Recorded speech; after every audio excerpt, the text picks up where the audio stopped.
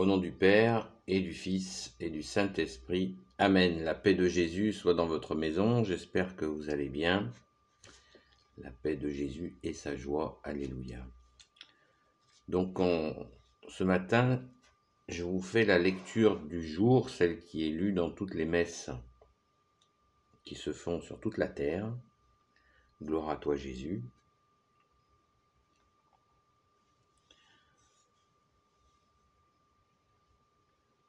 Saint Matthieu, chapitre 9, verset 32. Tandis qu'il sortait, voici qu'on lui présenta un muet démoniaque. Et le démon chassé, le muet parla. Et les foules furent dans l'admiration. Jamais, disait-elle, rien de tel n'a paru en Israël. Mais les pharisiens disaient, c'est par le chef des démons qu'il chasse les démons. Et Jésus parcourait toutes les villes et tous les villages, enseignant dans leurs synagogues et proclamant l'évangile du royaume, et guérissant toute maladie et toute débilité. Voyant les foules, il en eut pitié, parce qu'elles étaient fatiguées et prostrées, comme des brebis qui n'ont pas de berger. Alors il dit à ses disciples, « La moisson est abondante, mais les ouvriers peu nombreux. Priez donc le Seigneur de la moisson de dépêcher des ouvriers à sa moisson. » Amen. Merci Jésus pour ta parole. Vous voyez que c'est d'une densité absolument, j'allais dire insondable, mais de toute façon, il faut s'apaiser sur cette question, puisque on le voit,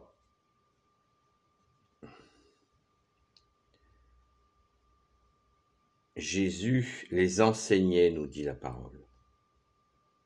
Les enseignait. Et Jésus parcourait toutes les villes et tous les villages, enseignant dans leurs synagogues. Jésus avait l'habitude d'aller dans les synagogues pour enseigner. Donc, il est l'enseignant parfait, merci Jésus.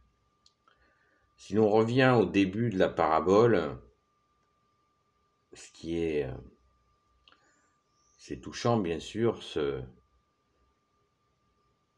muet qui est prisonnier d'un démon.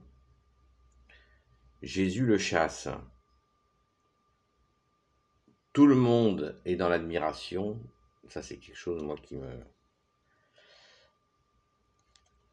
qui est absolument hallucinant, quoi. Quelqu'un, non seulement, je crois qu'il est sourd et muet, selon la version de la version. Et en plus, donc, il est possédé, donc on peut imaginer que ce démon l'empêche d'écouter, de parler. Ça devrait nous faire réfléchir. Et tout le monde est dans la joie, à commencer par celui qui vient d'être libéré par Jésus, bien sûr. Et il y a encore des personnes qui sont dans la crédulité et qui poussent le bouchon jusqu'à accuser Jésus de guérir. C'est par le chef des démons qu'il chasse les démons. Alors ça, quand on lit ce genre de choses, ça met un coup au moral, hein, parce que des personnes puissent imaginer des trucs comme ça, alors qu'ils ont le Fils de Dieu devant eux, le seul Messie pour l'éternité, et qu'ils vont imaginer des trucs comme ça. D'ailleurs, Jésus, dans une autre parabole, règle le compte à cette question où il leur explique que un royaume, là c'est le royaume des démons, ne peut pas être divisé contre lui-même. Donc, que leur théorie, que le chef des démons chasserait d'autres démons, ça n'a pas de sens. Les démons s'unissent pour la destruction, en particulier de l'homme, et Jésus leur explique très bien les choses, on y reviendra certainement prochainement. Mais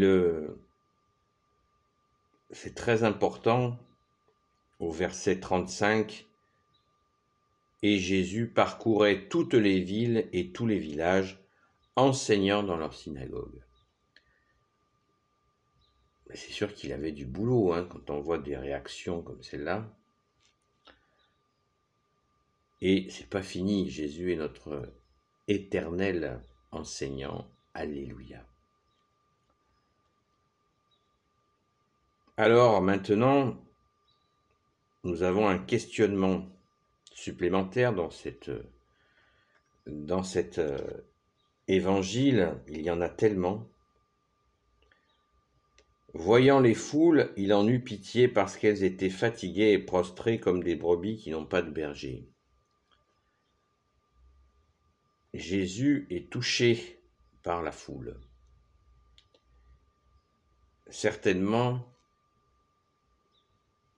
je pense qu'on peut faire un parallèle avec notre société d'aujourd'hui.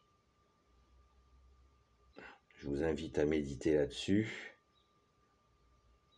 Des brebis fatiguées et prostrées comme des brebis qui n'ont pas de berger. Eh bien, de nos jours, il se passe quelque chose comme ça en ce moment. Malgré les apparences.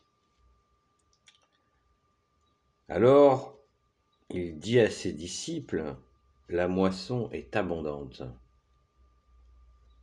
La moisson est abondante. À votre avis?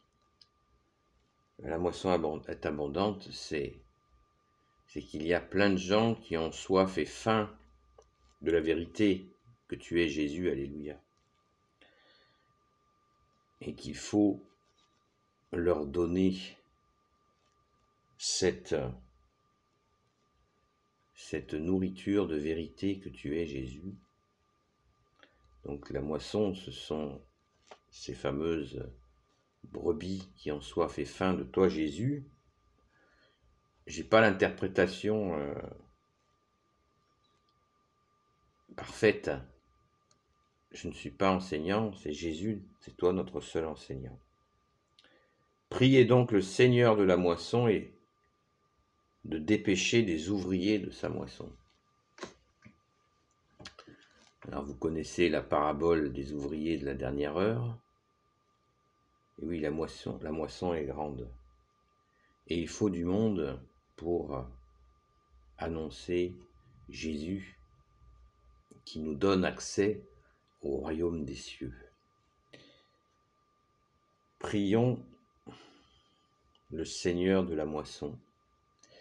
Nous savons que quand nous sommes attirés par Jésus, c'est le Père, notre Père, ton Père Jésus, notre Père, qui nous pousse vers toi Jésus.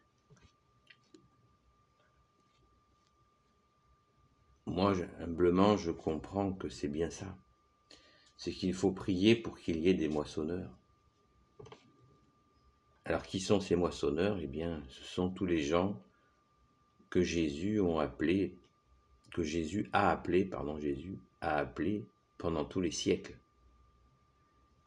C'est cela les moissonneurs. Et il en faut. Quel que soit Beaucoup ont tendance à se voir apôtres, se voir disciples. Je trouve souvent que c'est excessif personnellement.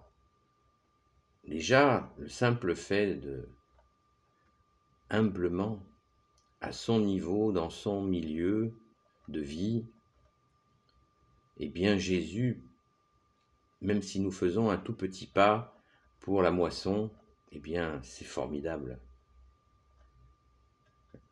C'est ça qui, à mon avis, qu'il faut retenir.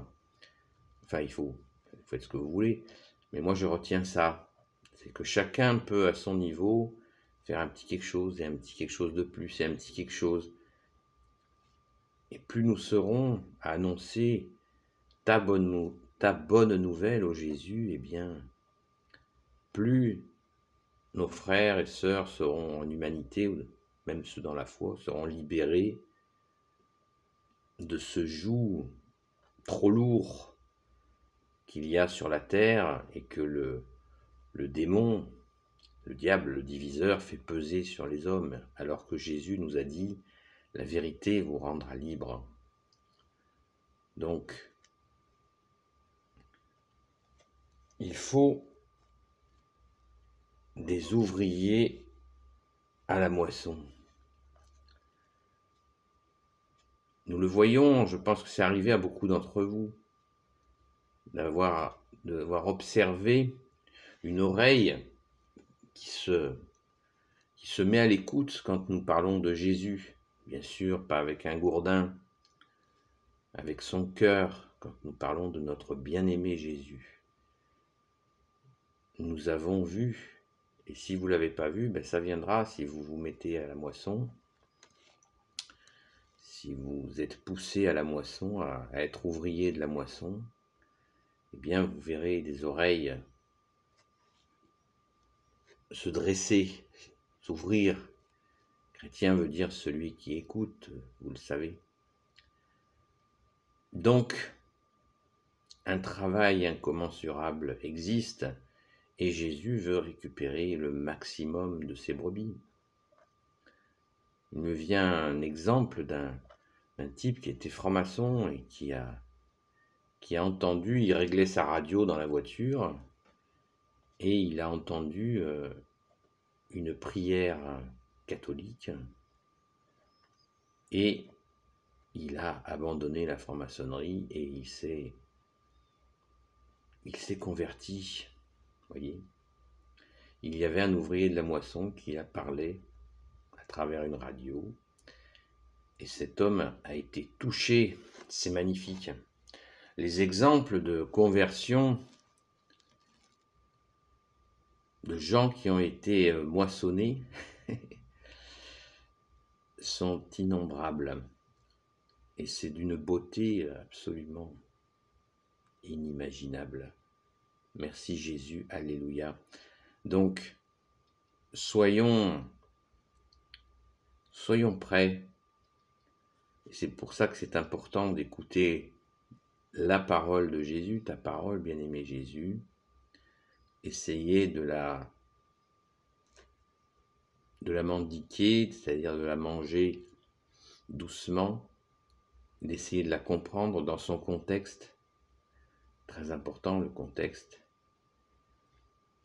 Pour pouvoir la transmettre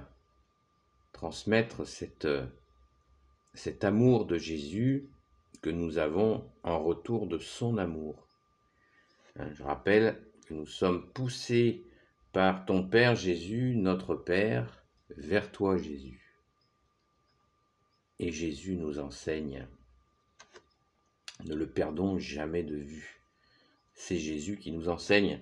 Et là, le fait de l'avoir entendu, d'avoir un petit peu passé un petit moment d'écoute, eh bien Jésus va, chacun de nous, de façon tout à fait individualisée, nous faire comprendre des choses immenses. Merci Jésus. Alléluia. Béni soit le Père, le Fils et le Saint-Esprit. Amen. Ô Jésus, toi qui peux tout et qui portes tout, Toi le Sauveur, toi l'Emmanuel, je te confie toutes celles et ceux qui regarderont cette vidéo ainsi que leurs proches selon ta sainte volonté. Sainte Marie, Reine des cieux, toi l'Immaculée Conception, toi qui écrases le serpent, toi qui as la lune sous tes pas, toi dont le cœur immaculé va triompher. Saint Joseph, toi le juste et le saint, toi le sage, toi la terreur des démons, toi le saint gardien de la Sainte Église catholique apostolique. Sainte Marie-Madeleine, notre chère sainte patronne.